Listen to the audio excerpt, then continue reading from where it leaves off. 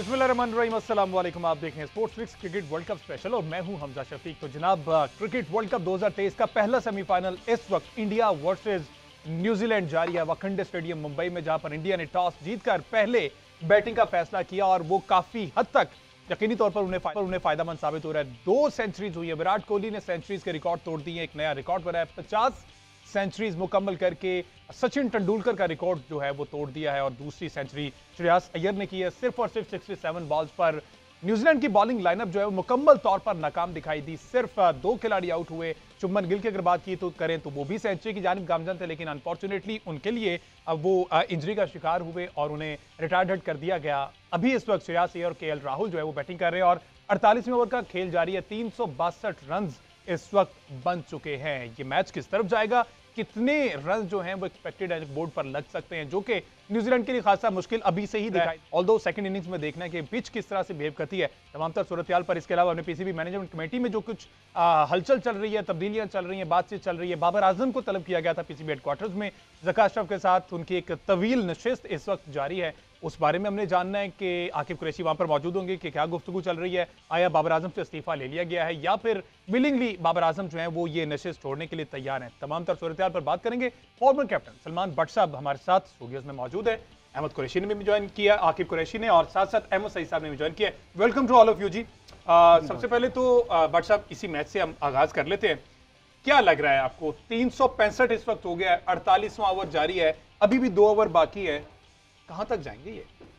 मुझे तो लगता है ये भी काफ़ी न्यूजीलैंड के लिए, जिस तरह मुंबई के अंदर ये वानखेड़े में जब हमने देखा है कि जो टीम भी सेकंड बैटिंग करती है अंडर लाइट्स, पहले तो अच्छा खासा बॉल स्विंग होता है यहाँ, उसके बाद बॉल स्पिन होना शुरू हो जाता है और अभी भी स्पिन हो रहा है लेकिन न्यूजीलैंड के स्पिनर्स उस तरह से इसका फायदा नहीं उठा सके। आपको दिख रहा होगा पिच जो है वो रेड सॉइल का है और उसमें अच्छा खासा रफ बना हुआ है। तो ऐसी पिच पे अगर स्पिनर अच्छी जगह पे जैसे जडेजा बॉलिंग करेगा तो वो मुश्किल करेगा इनके लिए। पिच की बात आपने बात की तो कल से कुछ खबरें चल रही पिच के हवाले से कि कुछ पैचेस हैं, यूज पिच इस्तेमाल की जा रही है, 7 नंबर पिच इस्तेमाल होनी थी, ये बीसीसीआई ने 5 नंबर यूज किया है, इस बारे में क्या कहेंगे? यार मैं यही कहूँगा कि जितनी कम आपको क्रिकेट का पता है ना, उतनी आप ज़्यादा इस तरह की बातें करते हैं। मतलब कोई इंतहा होती है, 300 कर रही है एक टीम, 350, 40 पे वो दूसरी टीम को आउट कर रही है, वो पौने कर रही है, वो 100 पे आउट कर रही है, एक बैट्समैन के 50-100 हो गए हैं, आउट उनका कोई आप कर नहीं पा रहे हैं। कोई क्लोज मैच भी नहीं हुआ इस पूरे टूर्नामेंट के अंदर, चांस भी नहीं बना, कोई ऐसा लगा नहीं कि यार शायद ये टीम जीत जाए, कहीं ऐसा नहीं लगा। तो फिर ये कोई कहता है बॉल दूसरा है उनका, कोई कहता है विकेट किस तरह की है। ये अब अपनी एम्बेरसमेंट में लोगों की जानी शुरू हो गई हैं बातें। तो भाई आप ये डेली मेल की खबर है, तो डेली मेल तो मशहूर है इस तरह की जो है, और इंग्लैंड में इस तरह के जो टैबलॉइड्स हैं वो जितने भी हैं वो इस तरह की स्टोरीज आती रहती हैं। बट द पॉइंट इज कि जो भी विकेट आप सिलेक्ट करते हैं वो दोनों टीमों के लिए होती है। पर सब आज कंप्लीटली इंडिया डोमिनेट करता दिखाई दिया, बेबस ट्रेंट बोल्ट, टीम सऊदी, इतने बड़े बड़े नाम हैं, मेरा ख्याल यकीनी तौर पर इनके आखिरी ये वर्ल्ड कप होंगे। हमने देखा, अगर आपने बात की कि स्पिन फ्रेंडली विकेट लग रही है, तो सेंटनर एक अच्छे बॉलर है, नाकाम दिखाई दिए, फिलिप्स नाकाम दिखाई दिए, हमने रविंद्रा को भी देखा, सचिन रविंद्रा को भी नाकाम दिखाई दिए। तो क्या वजह क्या आ रही है, ज़हनी तौर पर ही हार चुके हैं? देखिए अब ये तो यूज्ड टू है ना, ये तो इसी टीम के लिए आईपीएल खेलता है कई सालों से ट्रेंट बोल्ट, बिल्कुल ऐसे ही, ठीक है, और सारे प्लेयर तकरीबन इनके।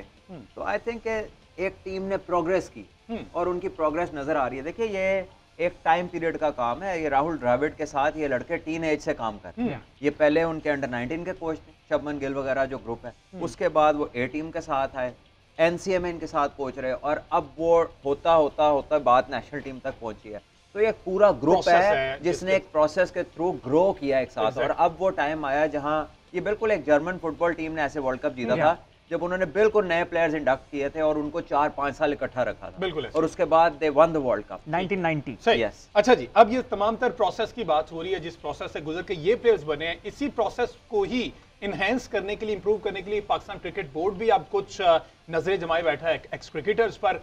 सूरत हाल क्या चल रही, बाबर आजम को तलब किया गया था पीसीबी हेडक्वार्टर्स में, आकिब कुरैशी पीसीबी के बाहर मौजूद हैं, उन्हीं से जान लेते हैं कि आज सारा दिन क्या चलता रहा है जी पीसीबी की राहदारियों में। आकिब बताइएगा, मुलाकात जो है वो कंप्लीट हो गई, बाबर आजम ने रिजाइन विलिंगली खुद कर दिया या फिर कोई प्रेशराइज किया जा रहा है, क्या खबरें क्या है, बताएं। आकिब।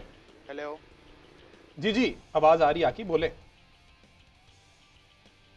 अच्छा चलें, आकिब से रब्ता करने की कोशिश करते हैं दोबारा से, जो कि ये सूरत हाल बनी हुई है। बट साहब वैसे हमने देखा कि आज बाबर आजम गए हैं जी पीसीबी हेडक्वार्टर्स, खबरें पहले से ही आने लग गई थी। आकिब ने ज्वाइन कर लिया, आकिब से पहले जान लेते हैं, मैं देन फिर व्हाट्सएप से कमेंट लेते हैं। आकिब बताइएगा आज सारा दिन जो सूरत हाल बनी रही पीसीबी हेडक्वार्टर्स।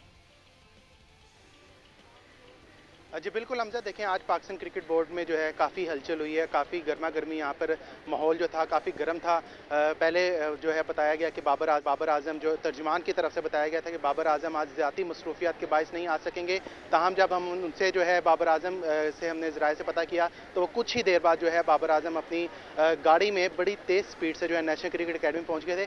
यहाँ पर मैं आपको एक इंपॉर्टेंट और बड़ी ब्रेकिंग न्यूज़ दे दूँ कि पीसीबी ने जो है कोचिंग स्टाफ जो था उसको काम करने से रोक दिया है, उनको काम करने से रोक दिया और उनकी परफॉर्मेंस पर जो है काफ़ी नाराज़गी का इजहार किया है पाकिस्तान क्रिकेट बोर्ड ने, जो कि उनकी मीटिंग चाह रही थी जिसमें टीम डायरेक्टर थे मिकी आर्थर, बैटिंग कोच थे एंड्रयू पिटिक और हेड कोच थे ग्रैंट ब्रैडमैन। तो उन्होंने जब 25 सफ़ात पर मुश्तमिल रिपोर्ट पेश की थी उसके बाद जो है वज़राए के मुताबिक पाकिस्तान क्रिकेट बोर्ड ने उनको रोक लिया है काम करने से, उनको कहा है कि अभी भी स्टेबल करें। लेकिन क्योंकि काम उन्होंने कैसा, क्योंकि अभी तो टीम खेल ही नहीं रही, बहरहाल अभी फ़िलहाल उन्होंने काम करने से रोक दिया। और अब ज़राए यही बता रहे हैं कि मे भी जो कोचिंग स्टाफ हैं उनमें भी तब्दीली हो सके। दूसरी तरफ अगर बात करें तो बाबर आजम की मुलाकात की तो 3 बंदे जो थे वो पहले मुलाकात के लिए पहुंचे थे कोचिंग स्टाफ के लिए। उसके बाद जो है नेशनल क्रिकेट अकेडमी में पहले ये मुलाकात जो थी पीसीबी के हेडक्वार्टर में शेड्यूल थी, उसके बाद जो है ये मुलाकात जो है हुई। मैं आपको अगर मेरा कैमरामैन दिखा सके, यहाँ पर पीसीबी के दरवाजे से बाबर आजम जो है निकलने लगे हैं इस वक्त। एक मीटिंग के बाद उनकी गाड़ी जो है निकलने लगी है। मेरा कैमरामैन अगर आपको दिखा सके जीएनएन के प्लेटफॉर्म से लाइव हम आपको दिखा रहे हैं कि बाबर आजम ज़का अशरफ से मीटिंग के बाद इस वक्त पीसीबी के हेडक्वार्टर से बाहर निकल रहे हैं और बड़ी तादाद में लोग जो है आगे पहुंच गए हैं। काफ़ी नौजवान भी देख सकते हैं आप, अगर मेरा कैमरामैन आपको दिखा दे, कई नौजवान जो हैं बाबर आजम की तस्वीर लेने के लिए और बाबर आजम की गाड़ी इस वक्त बाहर निकली है और बाबर आजम के हक में नारे लगाए जा रहे हैं। नौजवान क्रिकेटर्स ने बाबर आजम की गाड़ी को रोक लिया है गेट पर ही। हम एक्सक्लूसिव आपको यहाँ पर दिखा सकते हैं जीएनए की स्क्रीन पर कि बाबर आजम की गाड़ी को नौजवानों ने, जो कि एकेडमी के नौजवान थे, उन्होंने उनको रोक लिया और बाबर आजम के हक में नारे लगाए जा रहे हैं। बड़ी इंपॉर्टेंट यहाँ पर जो है ये मीटिंग जारी थी। अब ये देखना होगा कि ये मीटिंग कहाँ तक पहुँची है और यहाँ पर जो है नौजवानों की बड़ी तादाद बाबर आजम के हक में नारे लगा रही है। अब बाबर आजम से कप्तानी ली गई है या उनको जो है कप्तानी छोड़ने का कहा जाएगा, ये आपसे कुछ देर बाद अभी बताएंगे हम, क्योंकि हमारे पहले यही बता रहे थे कि बाबर आजम जो है वो कप्तानी को छोड़ सकते हैं। ठीक है आकिब, मजीद इंफॉर्मेशन आप मीनवाइल गैदर करें, देखें कि क्या सूरत हाल बनी। बाबर आजम तो जो हैं वो तो अब मीटिंग से फ्री होकर वापस निकल रहे हैं। मनाजिर भी आपने हमें दिखा दिए कि किस तरह से जो यंग क्रिकेटर्स हैं एकेडमी के वो जनाब के करीब गए और उन्होंने सेल्फी लेने की कोशिश की। खैर ये कुछ इन्फॉर्मेशन गैदर करें। बट साहब बाबर आजम से इस्तीफा मांगा गया, 2 ऑप्शन दिए गए, एक तो आप खुद दे दें, रिजाइन कर दें। सेकंड ये कि हम आपसे कहेंगे, देना आपको फिर भी पड़ेगा रिजाइन। और 2 नाम सामने आ रहे हैं अभी तक, टेस्ट मैच के लिए शान मसूद और T20 के लिए शाहीन शाह अफरीदी, जिन्होंने जनाब 2 PSL के टाइटल जो है वो जितवा कर दिए। में अच्छा फैसला होगा। देखिए जब आप तब्दीली की तरफ देखते हैं तो फिर आप इसी तरह चेक करते हैं कि रिसेंटली जिन लोगों ने परफॉर्मेंसेस दी हैं एज कैप्टन वो क्या है। और आपने 4 साल का अरसा एज कैप्टन, तकरीबन 4 साल का अरसा उन्हें दिया, तमाम फॉर्मेट्स में दिया। उनकी मर्जी की टीम दी गई, 2-3 वर्ल्ड कप्स में, एशिया कप्स में। It was plenty of a test. ऐसा नहीं है कि वो कहीं कहे कि जी मुझे सही वक्त नहीं दिया गया, मुझे मेरी टीम नहीं दी गई या मुझे अचानक वर्ल्ड कप से पहले कप्तान बनाया गया। ये पूरा एक प्रोसेस चला है 2019 के बाद से ऑनवर्ड्स। और I think it is enough to tell you कि किसी के क्या क्रेडेंशियल। तो आई थिंक ऐसे में अगर वो चीज़ सेटिस्फैक्ट्री नहीं है तो फिर क्रिकेट बोर्ड का पूरा हक है कि वो उसमें तब्दीली करे, वो फैसले लाए। और क्योंकि जाहिर है एक पूरी टीम तश्कील देनी है उन्होंने, चाहे वो सिलेक्टर्स हों चाहे वो कोचेज़ हों, तो मेरा ख्याल है उन सब लोगों की मुशावरत इसमें शामिल होगी। ऐसा नहीं है कि ये कोई चेयरमैन साहब का डिसीजन है। डेफिनेटली वो जो इतनी मुलाकातें हो रही हैं ये कहीं ना कहीं तमाम लोगों की तरफ से इसमें रजामंदी होगी तभी ये किया जा रहा है। अच्छा, पर जिस तरह से आपने कहा है फिर तो यकीनी तौर पर बाबर का कोई भी गिला नहीं बनता। हर तरीके से आजमा के देख लिया, टेस्ट गिला तो नहीं बनता, ODI world cup, T20 world cup, Asia cup, test championship तमाम में आजमा कर देख लिया। तो बाबर आजम का मेरा ख्याल गिला नहीं बनता और विलिंगली उन्हें इस्तीफा दे देना चाहिए। अखलाकी तौर पर यही कि एज बैटर खेले, अपनी फॉर्म बहाल करें। अपनी चॉइस है। He is a world class batsman, Pakistan के बेहतरीन बैटर हैं और उनकी रिस्पेक्ट अपनी जगह है as a cricketer, as a wonderful batsman. बिल्कुल। लेकिन ये वाले जो मैटर्स हैं ये इंटायरली क्रिकेट बोर्ड के हाथ में है, क्योंकि जिस बंदे को उन्होंने फ्यूचर की भागदौड़ देनी है, जाहिर है उसे भी वक्त चाहिए। ऐसा नहीं है कि अगले वर्ल्ड कप से पहले दोबारा फैसला हो जाएगा। ये जिसने स्टार्ट करना है अपना कोर्स, स्टिल एक रूट पाथवे कंस्ट्रक्ट करनी है, क्रिकेट इंप्रूव करनी है, किसी क्रिकेट खेलेंगे, वो अपनी क्या टीम तश्कील देंगे, तो फिर नए कप्तान को भी वक्त चाहिए। ये ऐसा नहीं है कि आप अगले को सिर्फ उससे पहले बना दें। इन्हें प्रॉपर 4 ईयर्स मिले और विद नथिंग लाइक के कहीं इनकी मर्जी के खिलाफ कुछ नहीं हुआ। सही। अच्छा बट साहब, जिस तरह से हमने देखा कि T20 में शाहीन शाह अफरीदी का नाम सामने आ रहा है, अब मैं अगर बीइंग अ फैन आपसे ये पूछना चाहूं, क्या मोहम्मद रिजवान नहीं मेरिट पर कप्तानी कर सकते थे? उनका नहीं बनता था? आप नहीं समझते कि शाहीन शाह अफरीदी ये टू अर्ली नहीं हो जाएगा कप्तानी देना शाहीन शाह अफरीदी को T20 की? रिजवान भी तो थे। नहीं, बात यह है कि शाहीन शाह अफरीदी जो हैं वो आपके 2 PSL टाइटल विनर्स हैं और लाहौर कलंदर की टीम के, और एज कैप्टन उन्होंने किए हैं, एक अच्छी परफॉर्मेंस दी है, टॉप नॉच परफॉर्मेंस दी है। तो मेरा ख्याल है कि ठीक फैसला है शाहीन को वो दे रहे हैं, रिजवान को भी दिया जा सकता है। समटाइम्स कहते हैं एक्स क्रिकेटर्स ही कहते हैं कि league cricket is something else, वहां पर कप्तानी करना और इंटरनेशनल मैचेस में कप्तानी करना प्रेशर का तो फर्क। रिजवान ने भी नहीं की, ठीक है ना, रिजवान भी PSL की ही कप्तानी करता है ना, उससे आगे तो उसने भी नहीं की। तो मैं ये नहीं कह रहा, आप इसमें से किसी को भी दे सकते हैं, पर प्रोबेबली शाहीन के लिए ये देखा गया है कि एक यंग लड़का है जिसके पास टाइम ज्यादा है, तो may be that is the reason. वरना एंटिसिपेट करें तो फाइनल भी दोनों के आपस में ही हुए, लाहौर और मुल्तान का फाइनल हुआ। ठीक है, आकिब कुरैशी ने दोबारा ज्वाइन कर लीजिए। आकिब, क्या अपडेट है आपके पास जी? बाबर आजम ने इस्तीफा दे दिया है या फिर क्या आगे फर्दर गुफ्तगू हुई है, बताएं। जी बिल्कुल हमजा, देखें बाबर आजम, अभी आपने आपको मनाजिर दिखाए, यहाँ पर जो जोशो खरोश था स्पेशली नौजवानों का, वो तो बहुत ही आला किस्म का था। नो डाउट बाबर आजम इस वक्त पाकिस्तान के नंबर 1 बैटर है। जो बात की जा रही है वो उनकी कैप्टनसी पर की जा रही है और उनको कैप्टनसी की वजह से ही आज बुलाया गया था। अब जो आज अभी मैंने आपको ब्रेकिंग न्यूज़ दी है कि जो कोचिंग स्टाफ है उसको काम करने से रोक दिया गया है। ये वो पहला कतरा था जो कि पाकिस्तान क्रिकेट बोर्ड ने जो है वो चला दिया है। अब देखना ये होगा, जो बाबर आजम से भी मुलाकात हुई है, अभी थोड़ी देर बाद पता चल जाएगा कि बीच में क्या गुफ्तगू हुई है, क्योंकि गुज़श्ता रात जब हमने जो कि PCB डायरेक्टर मीडिया थी, उन्होंने जब मीडिया से बात एक लफ्ज़ कहा कि बाबर आजम ने अपनी कप्तानी का फैसला खुद करना है और वो हमें बताएंगे, तो इसका मतलब उन्होंने जो बॉल थी वो बाबर आजम के कोर्ट में फेंक दी थी। और ये पता भी चाह रहा था कि शायद बाबर आजम आज कप्तानी छोड़ दें, जिसना कर रात जो है कुछ चैनल्स पे चली भी वो खबर, और उन्होंने नाम भी दे दिए, लेकिन हमारे सोर्सेज के मुताबिक अभी नाम इस तरह का कोई कंफर्म नहीं होगा। ताहम जो है एक जो टेस्ट टीम के लिए मजबूत उम्मीदवार माने जा रहे हैं, जिनका नाम शान मसूद है, मेरे ज़राए के मुताबिक वो रावलपिंडी में जो वनडे कप हो रहा है वो रावलपिंडी से लाहौर के लिए रवाना हो चुके हैं, बल्कि अब से कुछ देर बाद जो है वो लाहौर पहुंच जाएंगे। तो उनका पहुंचना यहाँ पर बड़ा मायने खेज है इस सारे सिनेरियो में, क्योंकि वहाँ पे वो कराची की टीम के कप्तानी कर रहे हैं रावलपिंडी में वनडे कप जो चल रहा है, जहाँ पर सलमान भाई भी कमेंट्री कर रहे हैं। तो वो जब इधर आएंगे, उनको किस वजह से तलब किया गया, जब मैंने थोड़ा सा पता चलाने की कोशिश की तो उनको चेयरमैन PCB ने खुद बुलाया कि शान मसूद को बुलाया जाए। अब शान मसूद को उन्होंने बुलाया है तो ऑब्वियसली किसी पर्पज़ के लिए बुलाया होगा, कप्तानी देने के लिए बुलाया होगा या कुछ भी देने। ऑब्वियस प्लेयर हैं तो उनको प्लेयर या तो उनको टेस्ट स्क्वाड में रखना होगा, लेकिन एक प्लेयर को ऐसे बुलाना जो है वो बड़ा मायने खेज होता है। तो अब ये देखना होगा ऑस्ट्रेलिया के टूर में जो है पाकिस्तान की टीम का कप्तान बाबर आजम रहेगा या कोई नया आएगा जो रेड बॉल क्रिकेट में है, वो आज या कल उसमें क्लियर हो जाएगा। लेकिन गुज़श्ता रात जो डायरेक्टर मीडिया ने गुफ्तगू की थी PCB पे, उससे ये वाज़िया था कि बाबर आजम जो है वो इस्तीफ़ा देने के लिए तैयार हैं, और उन्होंने दूसरा ऑप्शन भी ये रख दिया था कि अगर बाबर आजम इस्तीफ़ा नहीं देते तो उनको ऑप्शन दी जाएगी कि आप कप्तानी खुद। ठीक है आकिब, साथ ही रहे जी। 398 रन का टारगेट दे दिया गया जी न्यूजीलैंड क्रिकेट टीम को। पहला सेमीफाइनल वाकंडे स्टेडियम मुंबई में इस वक्त खेला जा रहा है और इंडिया की जानिब से 398 का एक बहुत बड़ा टारगेट सेट कर दिया गया न्यूजीलैंड टीम के लिए।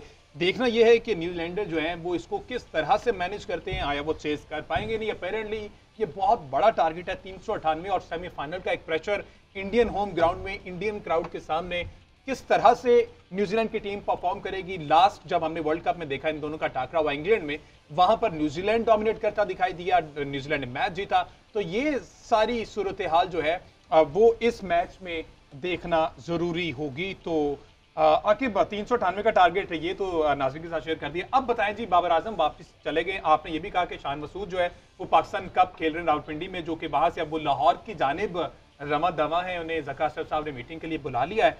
दैट मीन्स कुछ पक रहा है जो कि यकीनी तौर पर अब मुकम्मल हो गया है, पक चुका है, उनको कप्तानी मिलने वाली है और ऑस्ट्रेलिया टूर में वही पाकिस्तान टीम को लीड करेंगे। जी बिल्कुल हमजा, देखिए मैंने जिस आपको पहले भी बताया है कि उनकी जो तलबी है वो बहुत ही मायने खेज है। अब हम कोई आपको कंफर्म नहीं कर सकते कि उन्होंने किस चीज़, लेकिन जो सिनेरियो क्रिएट किया गया है कि शान मसूद को रावलपिंडी से बुलाया जा रहा है स्पेशल कि आप आएँ और मुझसे मिलें, तो इसका मतलब बीच में कुछ ना कुछ पकड़ है। पकड़ तो सुबह से रहा है यहाँ पर, क्योंकि जब रेहानुल हक जो थे टीम मैनेजर, उन्होंने 25 सफ़ात पर जो एक रिपोर्ट बनाई थी, उस रिपोर्ट में हर जो हमारा ज़राए बताते हैं, हर कोच ने अपनी अपनी इंडिविजुअल परफॉर्मेंस दी है। उन्होंने बताया है कि हेड कोच जो ग्रैंट ब्रैडमैन थे, उनकी क्या परफॉर्मेंस थी। उस रिपोर्ट में ये भी लिखा गया है कि जो बैटिंग कोच थे एंड्रयू पिटिक, उन्होंने क्या परफॉर्म किया। फिर उसमें जो हमारे इस्तीफा दे दिया जो मॉर्निंग मॉर्कल बॉलिंग कोच है, उनका भी जिक्र है, उनका अच्छा बकायदा आखिर 6 ये भी सफ़ात जरा पर बताएं ना, मुश्तमिल ये बताएं, जिस तरह से आपने कहा कि कोचिंग स्टाफ को काम करने से रोक दिया गया है, साथ अब ये भी जरा कुछ खबरें दे रहे हैं कि उनको कुछ दीगर जिम्मेदारियां मिलने का भी इम्कान है उस कोचिंग स्टाफ को, जिसमें प्यूटेक का नाम आपने लिया है, मिकी ऑर्थर का लिया है, मॉर्निंग मॉर्कल तो खुद ही छोड़ गए, लेकिन अब जो मुलाकात हुई है मिकी की भी कल हमने देखा, उसमें अब ये जो खबर सामने आ रही है कि कोई और उन्हें जिम्मेदारी दी जा सकती है, इस बारे क्या अपडेट है?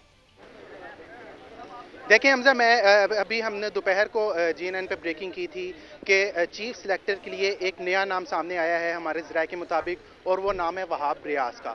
और वहाब रियाज चीफ सिलेक्टर के लिए फेवरेट तस्वर किए जा रहे हैं कि उनका शुमार नंबर फेवरेट लिस्ट में नंबर 1 पर किया जा रहा है, उसके साथ मोहम्मद हफीज़ को रखा गया है। लेकिन इस सारे सिनेरियो में देखना ये होगा कि 3 महीने का टेन्योर है, क्योंकि ज़कात साहब को 3 महीने की एक्सटेंशन मिली है। क्या कोई क्रिकेटर 3 महीने काम करने को तैयार होगा? ये बहुत बड़ा सवालिया निशान होगा। वहाब रियाज का नाम जो है वो चीफ सिलेक्टर के लिए फेवरेट की लिस्ट में शामिल है, जबकि यूनुस खान जिन जो कल मिल चुके हैं यहाँ पर, और ज़कात साहब ने उनकी खिदमात को बड़ा सराहा है, उनको जो है कोचिंग स्टाफ में एक आला ओहदा देने की ऑफर कर दी गई है, जिस पर यूनुस खान ने, जिस तरह हमने कल ही आपको बताया था, उन्होंने कुछ वक्त मांगा है। तो यूनुस खान अब आज या कल कुछ बताएंगे, क्योंकि पीसीबी के पास फैसला करने के लिए सिर्फ कल का दिन है, क्योंकि 17 नवंबर को ज़कात अशरफ ने जो है इंडिया जाना है आईसीसी के इजलास के लिए, तो उससे पहले सारी सिचुएशन को वो फाइनलाइज करके जाएंगे, क्योंकि 20 नवंबर को पाकिस्तान क्रिकेट टीम ने जो खिलाड़ी हैं उन्होंने कैंप में रिपोर्ट करना है दौरा ऑस्ट्रेलिया के लिए, और 21 तारीख को जो है उन्होंने कैंप लगेगा, तो उससे पहले जो है सारी चीज़ों को फाइनलाइज करने का जो है ज़कात अशरफ साहब ने कर लिया। यहाँ पर एक बड़ी इंटरेस्टिंग चीज़ जो देखने में आई वो ये थी, जब बाबर आजम अकेले जो है आ रहे थे नेशनल क्रिकेट अकेडमी, तेज़ से उन्होंने गाड़ी अंदर घुसाई, तो कुछ ही देर बाद जब वो निकले तो उससे पहले ज़कात अशरफ अपनी गाड़ी में गए थे, जबकि सलमान नसीर अमूमन हमने देखा कि वो ज़कात साहब की गाड़ी में ही बैठे होते हैं, लेकिन जब बाबर आजम निकले तो ज़कात अशरफ सलमान नसीर जो कि चीफ ऑपरेटिंग ऑफिसर है पीसीबी के, वो बाबर आजम के साथ गाड़ी में बैठे थे और बड़े खुशगवार मूड में थे। हमने जब मोबाइल फुटेज बनाई और उन्होंने हाथ मिलाया, उन्होंने कहा कि साढ़े नाल बैठो, एक पंजाबी में उन्होंने लफ्ज़ भी कहा था, तो बड़े खुशगवार मूड में उन्होंने जो है बातचीत की थी, तो ऐसा लग रहा था शायद ज़कात साहब का मैसेज जो है वो सलमान तो जो नसीर आज बाबर आजम को मुलाकातें देने। हुई हैं उसमें कुछ ना कुछ तो यकीनी तौर पर निकलेगा, बट सब शान मसूद को पिंडी से बुला लिया गया जी लाहौर, वो अभी रास्ते में है, उन्होंने मुलाकात करनी है। दूसरी खबर ये आकिब ने ब्रेक की है कि चीफ सेलेक्टर के लिए स्ट्रॉन्गेस्ट कैंडिडेट जो है वो वहाब रियाज हैं, जो कि इंटरिम गवर्नमेंट में एज स्पोर्ट्स मिनिस्टर भी काम कर रहे हैं। यूनुस खान को हेड कोच के तौर पर लिया जा रहा है, तो ये जो तब्दीलियां हैं अपेरेंटली ये खुशाइंद लग रही हैं, लेकिन जस्ट फॉर 3 मंथ्स ये एग्रीमेंट हो रहा है कि 3 महीने के लिए आप हैं, उसके बाद देखेंगे परफॉर्मेंस बेस अगर इसको आगे तक लेके चले। नहीं, मेरा नहीं ख्याल कि ये 3 महीने के लिए। अच्छा, लॉन्ग सेटअप लग रहा है, लॉन्ग सेटअप। देखिए 3 महीने के लिए कोई क्यों आएगा, एक हेड कोच ने में क्या फर्क डालेगा? यही तहफुजात 4-5 दिन बाद ऑस्ट्रेलिया टीम ने जाना है, हेड कोच क्या कर लेगा वहां जाकर?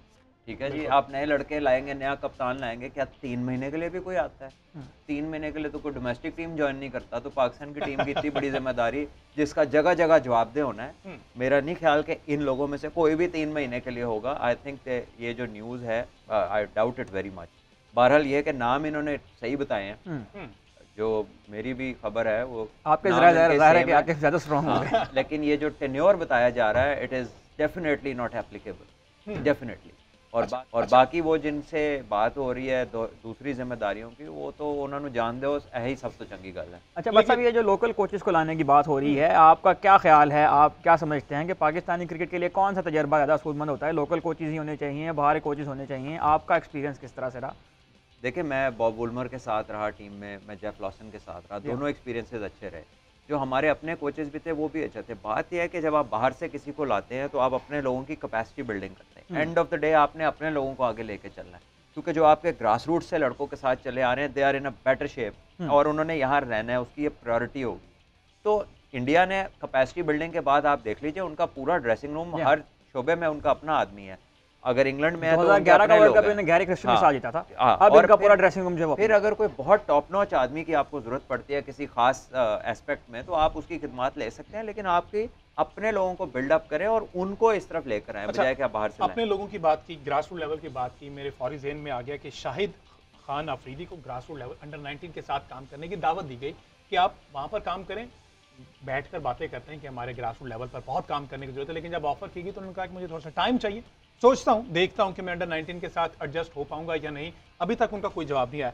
तो मौके तो दिए जाते हैं, बातें करना बहुत आसान है, लेकिन जब उनसे कहा जाता है तब आए बाएं शाएं इधर उधर की बातें। हमजा अंडर 19 और जितने भी एज ग्रुप्स हैं, अंडर 14, 16, 17, 19, इधर आपको बहुत ज़्यादा मुस्तकिल मिजाजी और एक प्रोग्रेस वाला प्लेटफॉर्म पाथवे पूरा सेट करने की ज़रूरत है, और सब लोग कनेक्शन में, और उसको एक बंदा लीड कर रहा है, और वो उनकी हर तरह की क्रिकेट किस तर्ज की हो रही है, कौन से फॉर्मेट की हो रही है, टेक्निकल उनकी डेफिशिएंसी पे कितना काम हो रहा है।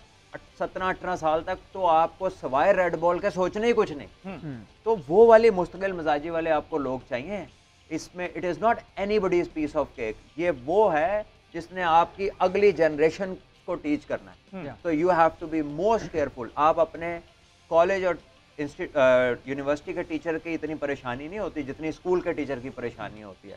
So whatever they do, whatever plan they have in their mind, they have to be most concern in the age group. वो सबसे इंपॉर्टेंट चीज़ है, क्योंकि वहाँ पे जो डाउनलोड होएगी बच्चे के जहन में चीज़ें क्रिकेट से रिलेटेड, वही फिर सारी ज़िंदगी उसके साथ फ्लो करने का ज़्यादा चांस। और मेरा ख्याल है कि जूनियर लेवल पे जो हिकमत और जो बुर्दबारी चाहिए होती है वो शायद उससे कहीं ज़्यादा होती है जो आपको सीनियर लेवल पर चाहिए होती है। तो ये बात बिल्कुल दुरुस्त है कि ग्रास रूट लेवल पर काम करने के लिए हिकमत के साथ साथ बहुत ज़्यादा सब्र और बुर्दबारी वाला आदमी भी चाहिए। अच्छा, क्या मैकेनिज्म क्या होता है, क्राइटेरिया क्या होता है? लेट्स से अगर वहाब रियाज को चीफ सेलेक्टर कंसीडर किया जाता है, आया ये टीम में जो इस वक्त खेल रहे हैं तमाम से, ठीक है सीनियर हैं, लेकिन इज ही केपेबल कि वो सिलेक्ट करके टीम सेलेक्ट करके दे?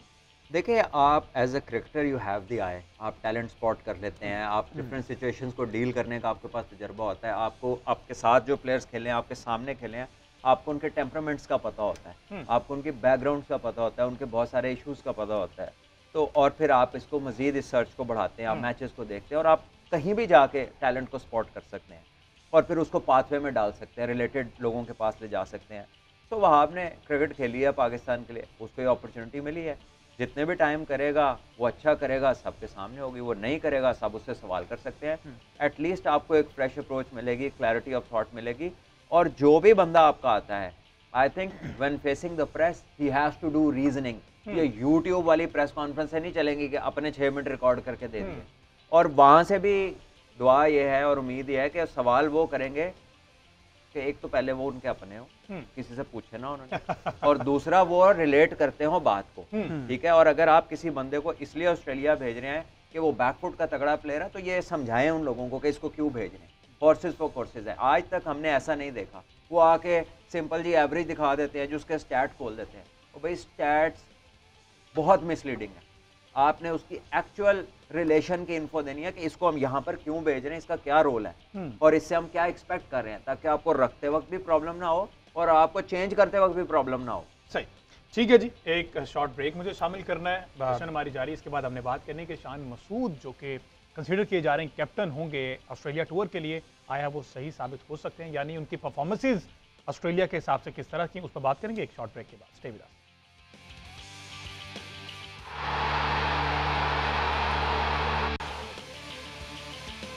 वेलकम बैक जी। बात हो रही क्रिकेट वर्ल्ड कप के हवाले से। क्रिकेट वर्ल्ड कप में तो 398 रन का टारगेट दे दिया गया है न्यूजीलैंड की टीम को। पहला सेमीफाइनल वाखंडे स्टेडियम मुंबई में इस वक्त इंडिया वर्सेस न्यूजीलैंड जारी है और 398 रन का बड़ा टारगेट है। साथ ही साथ पीसीबी में जो कुछ हलचल चल रही है, और अब जो कि बाबर आजम की सुबह से इंतजार किया जा रहा था कि बाबर आजम की मुलाकात है ज़का अशरफ के साथ, और कल तक तो यही खबरें थी, बल्कि आज सुबह तक ये खबरें थी, 1 घंटे तक पहले ये खबरें थी कि बाबर आजम को कप्तानी से हटाने का फैसला कर लिया गया और टेस्ट मैचेस के लिए शान मसूद, जबकि टी20 के लिए शाहिन अफरीदी का नाम दिया जाता है। टेस्ट मैचेस क्योंकि ऑस्ट्रेलिया में, उसके बाद न्यूजीलैंड का टूर है टी20 का, उसमें शाहिन अफरीदी का नाम। लेकिन अब जो कुछ खबरें सामने आ रही हैं, आकिब से मजीद कंफर्म कर लेते हैं। आकिब, जराए कुछ यूँ कह रहे हैं, खबरें कुछ यूँ आ रही हैं कि बाबर आजम को सस्टेन किया गया है, अभी बरकरार रखा गया है ऑस्ट्रेलिया टूर के लिए। Is it right? हमजा, आपने ठीक कह रहे हैं बिल्कुल कि ब्रेकिंग न्यूज़ ये है कि बाबर आजम को जो है ऑस्ट्रेलिया के टूर में एज अ कैप्टन वो जाएंगे, ऑस्ट्रेलिया का टूर करेंगे। और ये चीज़ हमने कल बता दी थी, गुज़श्ता रात कुछ चैनल्स पे चला था कि बाबर आजम ने हटाना है।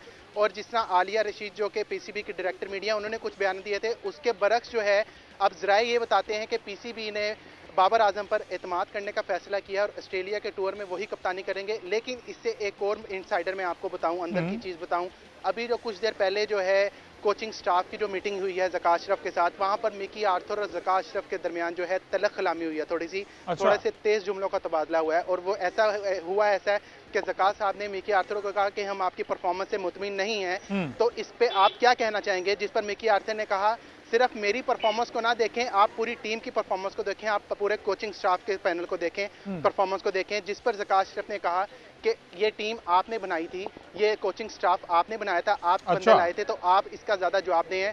तो जिसके बाद मिकी आर्थर ने थोड़ा सा नाराज़गी का इजहार किया और ज़का अशरफ ने कहा कि हम आपको फ़िलहाल निकाल नहीं रहे और आपको एक नई असाइनमेंट पे भेज रहे हैं। जिस पर मिकी आर्थर को जो है वो नागवार गुजरी। उन्होंने कहा कि अगर आपने मुझे निकालना है तो प्रॉपर तरीके से निकालें, और अगर आपने मुझे रखना है तो प्रॉपर मुझे जो डायरेक्टर का रोल है मैं वही अदा करूंगा, मैं इफ़ एंड बट्स में नहीं जा सकता। अगर आपने मुझे रखना है तो रखें, निकालना तो निकालें। जिस पर ज़का अशरफ जो है ज़राए के मुताबिक उठे और उन्होंने मिकी आर्थर को कहा कि मेरी एक ज़रूरी मीटिंग है जिसके लिए मैं जा रहा हूँ। और वो मीटिंग किसके साथ थी? वो मीटिंग थी बाबर आजम के साथ। जैसे ही ज़का अशरफ अपने स्क्वाड के साथ निकले हैं, उसके पीछे बाबर आजम जो है अपनी गाड़ी पर निकले हैं, जिनके साथ सलमान नसीर मौजूद थे। बाबर आजम जब आए थे तो वो अकेले आए थे, लेकिन जब निकले हैं तो वो सलमान नसीर के साथ निकले हैं। और जब सलमान नसीर और सलमान नसीर बाबर आजम के साथ जब पीसीबी के हेडक्वार्टर में पहुंचे हैं, ये इससे पहले सारा मामला जो है नेशनल क्रिकेट एकेडमी में चल रहा था। जब यहाँ ज़का साहब जो है यहाँ पर पहुंचे हैं पीसीबी के हेडक्वार्टर, तो नेशनल क्रिकेट एकेडमी में जो है कोचिंग स्टाफ जो है इंतज़ार कर रहा था। और हमारे ज़राए के मुताबिक मैं आपको बता दूं कि इमाद वसीम भी जो है अब से कुछ देर पहले नेशनल क्रिकेट एकेडमी पहुंच गए हैं, जो इनका नाम जो है वाइट बॉल जो है कप्तानी में नाम लिया जा रहा है उनका भी, कि शायद उनको भी बना दिया जाए। तो वो भी कुछ देर पहले नेशनल क्रिकेट एकेडमी पहुंचे हैं। तो मामला कुछ ऐसे हो गया है कि थोड़ा सा पीसीबी की तरफ से सख्त जुमलों का तबादला हुआ है। उधर से मिकी आर्थर जो है वो डट गए कि आपने अगर मुझे निकालना है तो निकालें, मैं इफ एंड बट्स का किरदार अदा नहीं कर सकता। अगर आपको मेरी खिदमत चाहिए तो लें, अदरवाइज आप मुझे निकाल लें। तो ये सारा मामला है। जबकि बाबर आजम की आपको यहाँ पर सोर्सेज के जो है हमारे कंफर्म ये कर रहे हैं कि बाबर आजम जो है टेस्ट सीरीज में जो ऑस्ट्रेलिया के खिलाफ होनी है उसमें एज अ कैप्टन जाएंगे। ठीक है, उसमें तो एज कैप्टन जाएंगे। बट साहब दो बड़ी खबरें हैं जी। One more chance has to given, उसको दे दिया गया है। अब देखना ये कि किस तरह हम करते हैं। तलवार तो लटकती रहेगी उन पर कि अगर यहाँ पर भी ना परफॉर्म किया गया तो मुझे छुट्टी हो सकती है। दूसरी ये कि मिकी आर्थर और ज़का अशरफ के दरमियान की मुंह मारी हुई है। ज़का अशरफ साहब ने कहा कि भाई क्या कारकर्दगी रही आपकी, वो ज़रा बताएं। उन्होंने कहा कि टीम आपने सेलेक्ट की थी, चीफ सेलेक्टर आपके थे, मैं तो टीम के साथ वहाँ पर था, वहाँ की मैं आपको बता सकता हूँ कि जो सूरत हाल बनी ये सारी, उसमें थोड़ी सी उनकी कोई बहस हुई है। और मिकी आर्थर ने कहा कि मैं फिर अगर आपने मुझे प्रॉपर ख़त्म करना है तो एक प्रॉपर वे में करें। ये कोई जो आप कह रहे हैं कि न्यू असाइनमेंट आपको असाइन कर दी जाएगी, इस झांसे में मैं नहीं आऊँगा। मैं अगर डायरेक्टर ही रहूँगा तो काम करूँगा, वरना फिर अल्लाह। और आपने कभी किसी कोच से ये सुना है इस तरह के स्टेटमेंट कि उन्हें परफॉर्मेंस रिपोर्ट ले गए तो उन्हें कहा हो कि जी टीम से पूछें, टीम हाँ वो एक दूसरे पर डाल रहे हैं बात। मुझे तो इससे और किसी चीज़ की उम्मीद नहीं थी, क्योंकि ये जिस तरह के बयानात इसके वर्ल्ड कप से आ रहे हैं, कभी दिल पाकिस्तान नहीं चल रहा, कभी ये बीसी से आकर anything but cricket, anything but facts, हर चीज़ वो नॉन प्रोफेशनलिज्म वाली इसके मुंह से निकलती थी। इसके रिएक्शंस भी जो थे ओवर रिएक्शंस थे। और भी टीमें मैच आ रही हैं, आपने इंग्लैंड के कोच को देखा, आपने किसी और कोच को देखा, कभी कैप उतार के मारा है, कभी मुंह को यूं कर रहा है, कभी उठ के अंदर जा रहा है।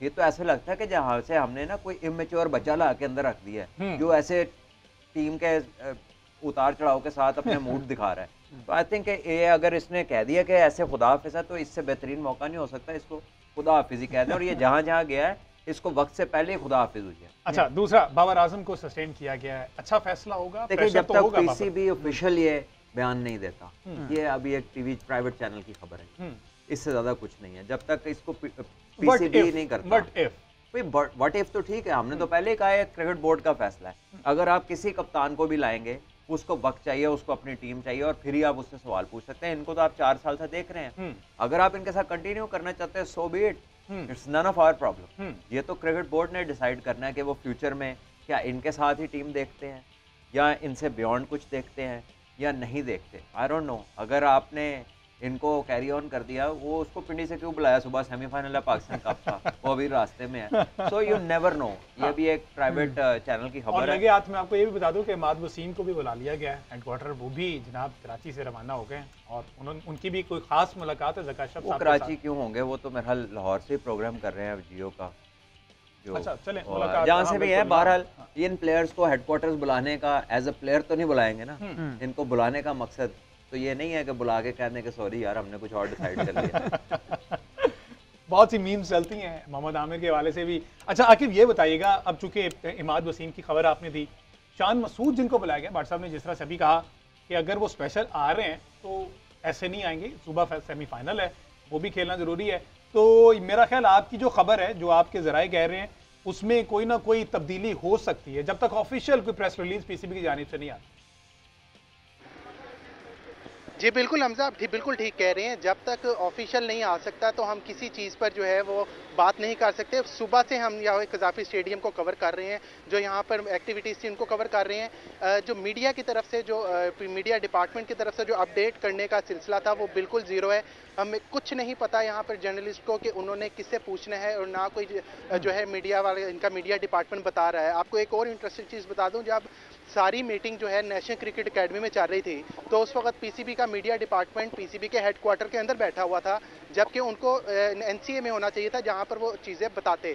तो पीसीबी की तरफ से तो आप ऑब्वियसली 1 घंटे तक जो है मेरा ख्याल है वो टाइप हो रही है अंदर प्रेस रिलीज, 1 घंटे तक ऑफिशियल प्रेस रिलीज आ जाएगी। तो जो सोर्सेज के साथ खबरें हैं वही सारे चला रहे होते हैं, अपने अपने सोर्स हैं। तो बहरहाल जो शान मसूद जो आ रहे हैं, अब वही वाली बात कि अब देखना होगा, क्योंकि अगर इन्होंने इत्मीनान का इजहार किया बाबर आजम पर तो फिर शान मसूद को बुलाने का जो है वो पता नहीं है। लेकिन शान मसूद अब आ रहे हैं तो अभी देखना होगा कि वो किस सिलसिले में आ रहे हैं, या तो एंजॉयमेंट के लिए आ रहे हैं या जो है वो थक गए कराची को, एंजॉयमेंट के लिए नहीं आ रहे, वहाँ पर बहुत सी रिस्पॉन्सिबिलिटीज है उन पर, उन्होंने मैचेस खेलने हैं, कराची के लिए वो खेल रहे हैं, अच्छा परफॉर्म भी कर रहे हैं। अच्छा इमाद वसीम की जो आपने खबर दी है, उनको किस सिलसिले में तलब किया गया, ये भी जरा बताएं जी, जरा आपके क्या कहते हैं। देखें हमजा, जो इमाद वसीम और मोहम्मद आमिर जो हैं वो एनसीए में प्रैक्टिस करते हैं, तो उनके जो आने का टाइम है वो बड़ा इम्पोर्टेंट था, और वो उस वक्त आए हैं जब बाबर आजम अंदर थे। आपको पता होगा कि सबसे ज़्यादा तनकीद जो है वो तनकीद तो कैप्टनसी पे सारे कर रहे हैं, लेकिन जो मोस्ट रिसेंट बयानात थे, इमाद वसीम के काफ़ी गर्म बयानात थे, मोहम्मद आमिर के काफ़ी गर्म बयानात थे। तो उनकी आने की टाइमिंग जो है वो बड़ी इंपॉर्टेंट थी कि बाबर आजम अंदर ज़का साहब के साथ बैठे हुए थे, मीटिंग चल रही थी, और इमाद वसीम अब आए हैं। अब ये अभी कंफर्म नहीं है कि इमाद वसीम जो है मुलाकात के लिए आए हैं, क्या आए हैं, लेकिन हमारे सोर्स ये कहते हैं कि ज़का अशरफ जो है इमाद वसीम और मोहम्मद आमिर जो है नेशनल क्रिकेट एकेडमी में प्रैक्टिस के लिए रोजाना आते हैं। ठीक है जी आकिब, आपने तमाम तर सूरत हाल जो मैं बताई, पूरा दिन जो कुछ एक्टिविटीज़ रही हैं पाकिस्तान क्रिकेट बोर्ड हेडक्वार्टर्स में, पीसीबी में, वहाँ पर सारी सूरत हाल से बता दिया है। बट साहब वो तो रूटीन की प्रैक्टिस भी इमाद वसीम और आमिर, देखिए मैं आपको एक बात बताऊं कि captaincy is not a contractual obligation. इसका कोई कागज नहीं साइन हुआ हुआ कि इतनी देर तक आप ही कप्तान, ये नहीं होता। और दूसरी बात यह है कि पीसीबी जब कॉन्ट्रैक्ट करता है सेंट्रल, तो वो एक बहुत बड़ा लीगल डॉक्यूमेंट है, और अगर वो आपको ऑफिशियली बाहर ना निकाल सके तो वो ओएसडी तो कर ही सकते हैं। बिल्कुल ऐसे ही, ठीक है ना। अब वो पीसीबी ने अपने हाथ काट के तो नहीं पकड़ा दिए होंगे कि जी अगर कोई इंटरिम साल आ गया तो साल वो कुछ कर ही नहीं सकता, दिस इज नॉट पॉसिबल। तो ओएसडी है तो ओएसडी कर ही सकते हैं ना। तो जब जैसे उसको कहा है कि आपको कोई और जिम्मेदारी वो कहेंगे ये एक दफ्तर है, इसमें आप बैठ जाएं, एसी लगा हुआ है, खाना आपको मिल जाएगा, काम आपको बताएंगे, हो सकता है वो 6 महीने काम ना बताएं। हाँ। तो ऐसा तो वो बर्दाश्त नहीं करेगा, उसने वैसे भी इंग्लैंड चले जाना है, काउंटी सीजन शुरू होना है। तो ऐसे में बहुत सारे लीगल तरीके होते हैं, और जो ये कह रहे हैं ना, मैंने अभी पढ़ा है ट्विटर पे कि जी वो बाबर आजम कहीं कह रहे हैं कि मैं कानूनी चाराजोई का हक रखता हूँ, इस तरह शायद वो अपने सेंट्रल कॉन्ट्रैक्ट को भी जेपडी में डाल दें, क्योंकि वो अपनी ऑर्गेनाइजेशन के खिलाफ डाल रहे हैं। आई थिंक कि उनकी तरफ से भी ये कोई पाकिस्तान की पहली कप्तानी नहीं है जो जाने लगी है, और ना ही आखिरी है। तो I think he needs sensible adviser. वो पाकिस्तान के सबसे बेहतरीन बैट्समैन है, and he has a big load of the team to carry as a batsman. तो ये 4 साल उन्होंने काम किया, अगर वो अपनी इवैल्यूएशन के मुताबिक इसको नहीं, इससे उनका बनता, मेरा नहीं ख्याल कि उन्हें अपना और बाकियों का सबसे ज्यादा अहमद सईद साहब, भट्ट साहब, आकिब और अहमद साहब, भट्ट साहब के सोर्सेज जो हैं वो आप दोनों से इंतहाई तगड़े हैं। भट्ट साहब ने कहा कि जब तक ऑफिशियल प्रेस रिलीज नहीं आती मैं इन खबरों पर कान नहीं धर सकता। अब एक प्राइवेट टीवी चैनल जो है बड़ा ऑथेंटिक है, उसके जराए बहुत ज्यादा तगड़े हैं। उन्होंने ये कहा है कि बाबर आजम से जब हमारी बात हुई तो बाबर आजम ने तीनों फॉर्मेट से कप्तानी करने से माजरत कर ली है। तो अब आपके जराए ये कह रहे हैं कि उन्हें सस्टेन किया गया है, उन्हें खिलाया जा सकता है, लेकिन वो जो जराए हैं वो ये कहते हैं कि हमारी बराह रास्त बाबर से जब बात हुई है तो बाबर ने हमें ये बता दिया या फैमिली ने ये बता दिया है कि बाबर जो है वो विलिंग नहीं है तीनों फॉर्मेट की कप्तानी के लिए, वो नहीं चाह रहे। और उन्होंने अपना जवाब जो है वो इस मीटिंग में ज़का अशरफ साहब को बता दिया है। जब ये प्रेस रिलीज टाइप हो जाएगी, घंटा लगता है, 2 लगते हैं, रात तक आती है या कल तक आती है, ये मीडिया डिपार्टमेंट का काम है, तो एज अर्ली एज पॉसिबल यकीनी तौर पर वो दे देंगे ताकि आप जो जर्नलिस्ट वहां पर पूरा दिन गुजार रहे हैं और ये सारी सूरत हाल देख रहे हैं, तो इस बारे में आप जरा मजीद भी कंफर्म हो ले, फिर इस पर बात करते हैं, क्योंकि बाबर आजम को यही उनकी जानिब से आया है कि वो तीनों फॉर्मेट में। अच्छा, यहाँ पर मैं आपको थोड़ा सा इंटरव्यून करना चाहता हूँ। ये जो हमारे यहाँ चेन ऑफ डिसीजंस चलती है पीसीबी के अंदर, अभी हमने आधे घंटे पौने घंटे के अंदर जो है वो 3-4 मुख्तलिफ किस्म की खबरें सुन ली हैं कि कभी ये हो रहा है, कभी वो हो रहा है, कभी वो हो रहा है। तो इस किस्म के ही जो रवैये हैं ना वो फिर जाके रिफ्लेक्ट करते हैं टीम की परफॉर्मेंस के अंदर भी, कि लड़के भी जब वहाँ खड़े होते हैं तो वो मेंटली उनके जहन में कुछ और चल रहा होता है, कप्तान कुछ और बता रहा है, कोच कोई और फिक्र लगी हुई है। तो ये जो चेन ऑफ डिसीजन है, ये जो इमेच्योरिटी पाई जा रही है इन फैसलों के अंदर, यही रिफ्लेक्ट करेगी टीम की परफॉर्मेंस में, चाहे आप वर्ल्ड कप के लिए चले जाएं या फिर आप ऑस्ट्रेलिया के लिए चले जाएं। और बाबर आजम की जहाँ तक आप बात कर रहे हैं तो मैं उसको रिलेट करना चाहूँगा। आज का जो हमने मैच देखा मुंबई में, इसमें ही विराट कोहली की एक बहुत बड़ी केस स्टडी उनके सामने है कि अगर कप्तानी की बुनियाद पर ही चीज़ें चलनी होती, कप्तानी की बुनियाद पर ही फैसले होने होते कि कौन बड़ा प्लेयर है, तो फिर विराट कोहली भी जो है वो कप्तानी ना छोड़ते। पर विराट कोहली ने स्टेप डाउन किया, उन्होंने अपनी जो बैटिंग की स्किल थी उसको एनहांस किया, अपने ऊपर से प्रेशर रिलीज किया। इस पर तो मजीद बात हो जाएगी जब ऑफिशियली प्रेस रिलीज पीसीबी की जानिब से आ जाएगी कि आया बाबर आजम कंटिन्यू कर रहे हैं या फिर वो तीनों फॉर्मेट से स्टेप डाउन कर रहे हैं, क्योंकि अभी तक हमने देखा कि तीनों फॉर्मेट्स में बाबर आजम ही कप्तानी कर रहे थे। आज के मैच पर जो कि बड़ा इंपॉर्टेंट सेमीफाइनल चल रहा है, इंडिया वर्सेस न्यूजीलैंड, बदले की आग है दोनों में, और देखना यह है कि ये वाला सेमीफाइनल जो है वो किसके नाम होता है। न्यूजीलैंड की इनिंग्स का आगाज हो रहा है, डेवन कॉनवे जो है वो इस वक्त क्रीज पर मौजूद है, 398 रन का टारगेट दे दिया गया। अहमद, क्या किस तरह से सेकंड इनिंग्स में वाखंडे स्टेडियम का विकेट किस तरह से बिहेव करता है, रिकॉर्ड क्या कहते हैं, और आज का जो विकेट है इस पर क्या तबसरा? सेकंड इनिंग, फर्स्ट इनिंग का जो एवरेज स्कोर यहाँ पर है वो सेकंड इनिंग के एवरेज स्कोर से ज़्यादा है, तो सेकंड इनिंग में यहाँ पर चेज करते हुए ज़रा मुश्किल होती है। इसमें एक इंपॉर्टेंट बात जो भट्ट साहब ने उस दिन ऐड की थी कि मुंबई जो है वो एक कोस्टल सिटी है, तो यहाँ पर ड्यू भी ज़रा लेट आती है, और ड्यू का फैक्टर ज़ाहिर है कि वो डिफाइनिंग होता है इंडिया मैचेस के अंदर।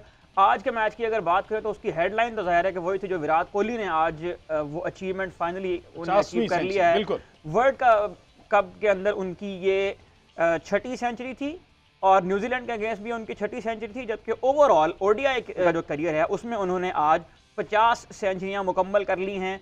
सचिन तेंदुलकर की मौजूदगी में मुंबई के वानखेड़े स्टेडियम में ही उन्होंने ये रिकॉर्ड बनाया है, और विराट कोहली जो है इस वक्त अपना नाम दर्ज करवा चुके हैं ओडीआई के ऑल टाइम ग्रेट्स के अंदर। विराट कोहली के अलावा एक और रिकॉर्ड आज ये बना है कि रोहित शर्मा ने वर्ल्ड कप के जितने भी एडिशन हुए हैं वर्ल्ड कप की तारीख में सबसे ज़्यादा छक्के लगाने का उन्होंने रिकॉर्ड कायम कर दिया है, और वो 50 छक्के लगाने वाले पहले खिलाड़ी बन गए हैं। छक्कों की अगर हम बात करें तो वर्ल्ड कप के जो ऑल टाइम चार्ट है उसमें टॉप 20 के अंदर जो छक्के लगाने वाले प्लेयर हैं उनमें कोई भी पाकिस्तानी प्लेयर शामिल नहीं है। और विराट कोहली का ही एक और रिकॉर्ड ऐड कर लीजिए कि विराट कोहली ने आज सचिन तेंदुलकर का वर्ल्ड कप के एक एडिशन में सबसे ज्यादा रन बनाने का रिकॉर्ड भी तोड़ डाला है। उनके वर्ल्ड कप 2023 में रन की तादाद 711 हो चुकी है। बहुत सारे रिकॉर्ड्स हैं, बहुत सारे रिकॉर्ड्स हैं विराट कोहली की बुक में, जो कि अभी मुसलसल आगे चलेंगे, यकीनी तौर पर चलते जाएंगे। अभी विराट कोहली की क्रिकेट बहुत सी बाकी है, बट सब बहुत दफ़ा आप बात कर चुके हैं, ग्रेटेस्ट ऑफ ऑल टाइम इसको अब कहा जाता है। विराट कोहली को 50वीं सेंचुरी कर ली है।